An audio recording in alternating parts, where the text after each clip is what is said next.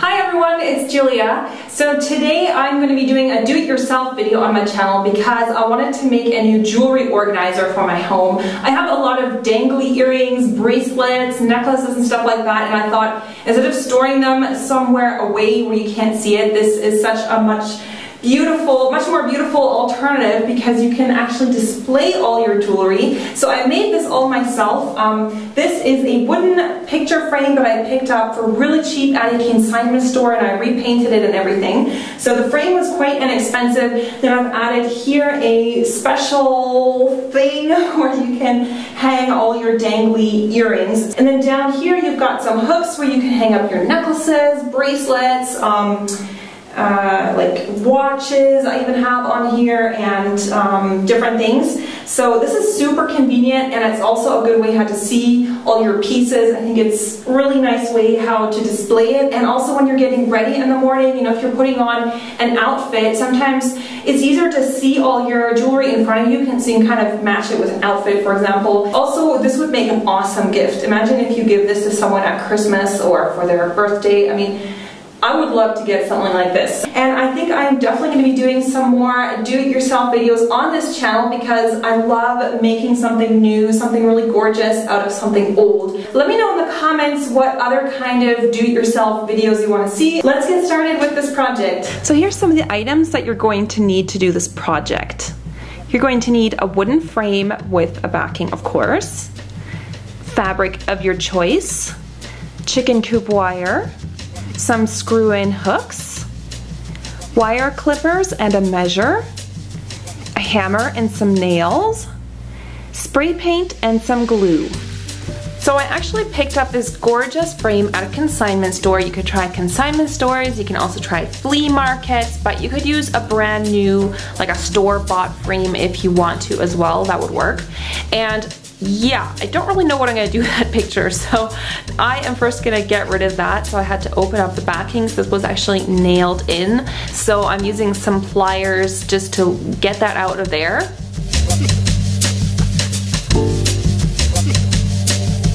So I removed this painting from the frame, and I am actually going to be using this backing. So if you have a store-bought frame, you just want to take out the inside and you want to just put that aside because you're going to be using that for later.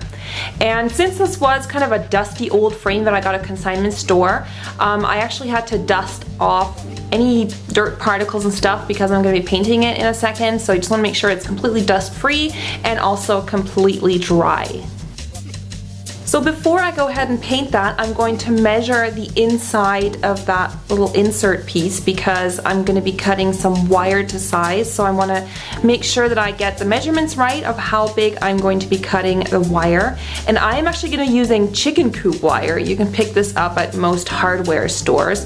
This is going to be the wire for the earrings. So I'm going to be using the same measurements for that, and I'm just measuring out about the same size of that backing which the chicken coop wire is going to go on. And once you've got your measurements down, you want to take some clippers and clip that wire apart to the right size.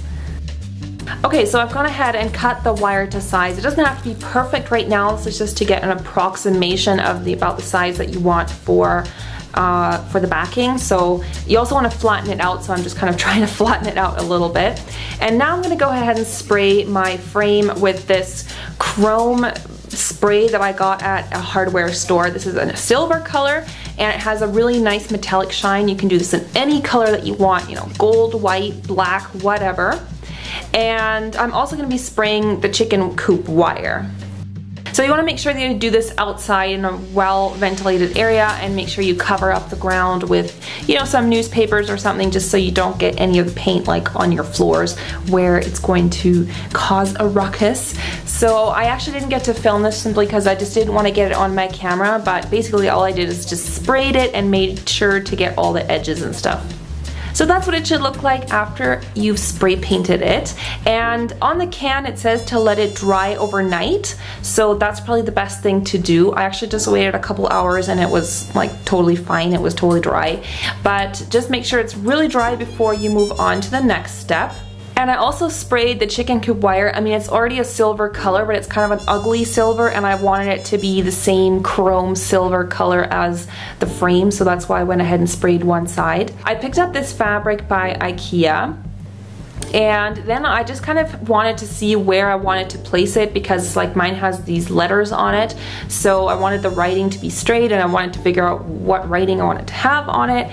And you just really want to pick out any fabric that you like. You can really just go with whatever you want. You just want it to be obviously big enough to fit the backing of your frame, like of the picture frame. And then I went ahead and cut it. So if you're tearing fabric along the seam, it's really easy because it'll just go with whatever the thread that you're cutting it at. So here I'm just ripping it to size, and this will work if you're going with the grain of the fabric. And then on the sides, I actually just had to use my scissors and cut the sides. Make sure to leave a little bit of room, because if you make any mistakes, you can always go back and trim a little bit more rather than not having enough fabric. That's why I actually got a lot of extra fabric, because I didn't want to screw up and then like not have enough. So just make sure you get enough fabric to do this. Alright, so here's the piece that I've cut. As you can see, it's quite a generous amount, but that's about what it will look like. So I actually used some white paper on the backing because mine was like brown. You could totally just paint it white. I just didn't want it to show through because this white fabric was kind of sheer. I didn't have any white paint, that's why I used paper, but you might not need this if you have a thicker fabric. Then what I did is I trimmed it a little bit more, just so there's a little bit extra just on the sides, but not too much. And then I really went ahead and just placed the fabric exactly in the way that I want it to look like when it's framed. And then very carefully flipped it over, making sure not to move the fabric while I was doing that. And if you have like a staple gun or a hot glue gun, this will be a lot easier to fasten on. I didn't have either of those things, so I just used a heavy duty glue, and I'm just going to glue on the fabric and just, you know, putting a little bit of glue on the backing and then flipping the fabric over and really pressing it down. I just went ahead and did that on all the 4 sides. Then I made sure to really press that down really well so that it stays in place. And just to be extra secure, I just used some packaging tape and taped that down as well. So I don't want anything to move once it's in the frame. So just wanted to be, you know, rather safe than sorry. So I added some tape on all the 4 edges of the fabric. I also forgot to mention that you want to make sure to iron your fabric before you do this, because otherwise there's going to be wrinkles in it later and that's not going to look very nice. So make sure you go ahead and iron it. And then once you're finished, that's what the backing should look like, and that's gonna go in the frame later on. Alright, so once your frame is completely dry, we're going to be adding the hooks onto the bottom. So I got these screw-in hooks also at a hardware store, and this is going to be the place to hang up necklaces, bracelets, stuff like that. So I've got 8 hooks here. You just want to choose however many, you know, will fit your frame, and then I just kind of spaced them out. I just eyeballed it. If you want to be super precise, you can measure it. And to do this, you're going to need a solid wood frame. If you have a metal frame or something like that, it's probably not going to work, or maybe you're going to have to improvise somehow with the hooks, because these hooks screw easily into wood. I went ahead and just marked the areas on the frame where I want to screw them in later, so that I'm, you know, not going to be placing them at odd places. And then once I did that, I just put the frame up and I just hammered in the first bit just so that they kind of get a good grip on the wood, and then you can just screw them in by hand. You don't even have to like drill a hole or something before. If you have a wood frame, they should go in quite easily. And I just went ahead and screwed all those hooks in, and you want to make sure that the end, like the open part of the hook, is facing forwards, obviously, because you're going to be wanting to put your necklace and stuff there. So I went ahead and repeated that process, just hammering in the very tip of that hook and then just screwing it in by hand. So that's what that should look like once you're finished screwing in all the hooks, however many you want to put on. So as I said, I put in 8, and I think for me that's going to be plenty of room for all my necklaces. And now it's time to put all the stuff together. So I'm going to put in the chicken coop wire, and it wasn't quite perfect, so I'm going to cut it a little bit more just so it fits in. There's kind of, you know, each frame is going to be a little bit different, so, you know, you're just gonna have to see how it works with your frame. So I just cut mine a little bit more to size. And then I used these very small finishing nails. They're quite short and fine just to put the chicken coop in place. You could try maybe a hot glue gun. I don't know how well that's going to hold. What I did is I hammered in the nail a little bit, just not all the way. I didn't want it to come out on the other side, obviously. So use shorter nails, and then once it was hammered in a little bit, I just bent it over to the side, kind of hooking over one of the wires. So it kind of hooks the chicken coop down. So you couldn't really see there. I'll show it to you again on the other side. I did this on all 4 sides, so there was 4 points where the chicken coop wire was, you know, put down like that with the nail. You can kind of see I'm banging it to the side, so that's kind of hooking over the metal. And once you've secured your wire, you can put in the backing. So they should all be dry now, the glue and everything, and I just went ahead and slid that into place. Once that's in, it'll kind of press everything down, and that's also going to make sure that the wire is in place. And then I just hammered this back in place with nails. Because this is like an older frame, there wasn't like a hook to secure it, so I had to hammer it down just with some nails. So I did that on all 4 sides just to really secure it so that it's not coming out again.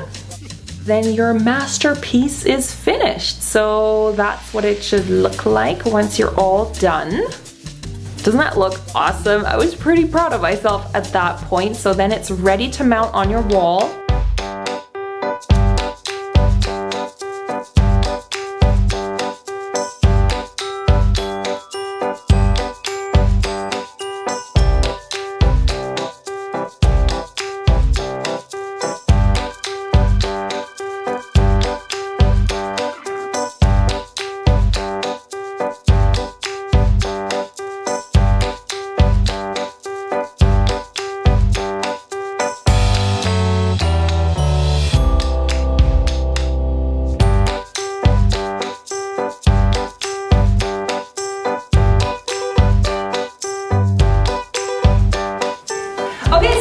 We're done with this project. I really hope you guys try it out. If you do decide to make one of these jewelry holders, definitely send me a picture on Twitter or on Facebook, because I want to see, you know, what colors you choose for the frame, or, you know, the fabric, or if you make any changes. I would love to see them, so go ahead and send me your pictures.